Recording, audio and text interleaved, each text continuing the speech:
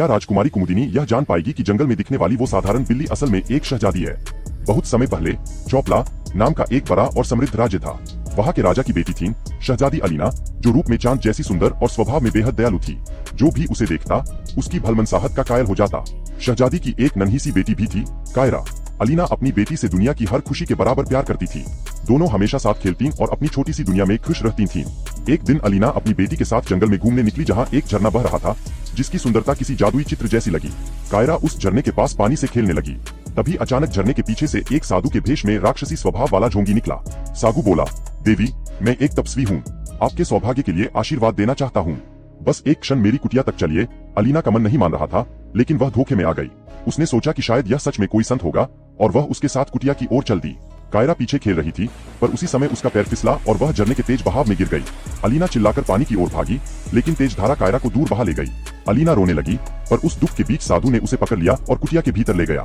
कुटिया के अंदर पहुंचते ही साधु का असली रूप सामने आ गया। उसने दरवाजा बंद किया और दुष्ट हंसी के साथ कहा, तुम मेरे पास हमेशा रहोगी, कोई तुम्हें ढूंढ भी नहीं पाएगा। फिर उसने मंत्र पढ़ना शुरू किया। झोली में रखा जादुई कलश उठाया और अलीना पर छिड़क दिया। क्षण भर में अलीना का शरीर बदलने लगा और कुछ ही पलों में वह एक सफेद बिल्ली बन गई। अंदर से वह अभी भी इंसान ही थी। सोचने और महसूस करने की शक्ति वही थी, पर बोल नहीं सकती थी, अपनी पहचान नहीं बता सकती थी, अपने दुख को कह नहीं सकती थी। ढोंगी साधु बोला, अब तुम मेरी कैद में रहोगी। जब चाहूंगा इंसान बनाऊंगा, जब चाहूंगा बिल्ली।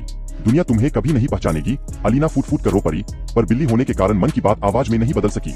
दिन बीतते गए। उधर कायरा झरने से बहकर एक दूर गांव में पहुंच गई, जहां एक दयालु व्यक्ति ने उसे बचाया और अपने घर ले गया। कायरा धीरे धीरे बड़ी होने लगी, पर अपनी माँ को कहीं भूल नहीं पाई। इधर शहजादी अलीना बिल्ली के रूप में कुटिया के पास कैद रहती और जब भी साधु चाहे कलश से छिड़क कर उसे थोड़ी देर के लिए इंसान बना देता, फिर वापस बिल्ली। अलीना की आंखें हर पल उम्मीद से भरी रहती कि काश कोई उसे देखे, पहचान ले और मुक्त करा दे। किंतु कौन जानता था कि वन में कैद इस बिल्ली के पीछे इतनी बड़ी और दर्द भरी कहानी छिपी है, और इसी जंगल में एक दिन शिकार खेलते खेलते पहुंचेगी राजकुमारी कुमुदिनी।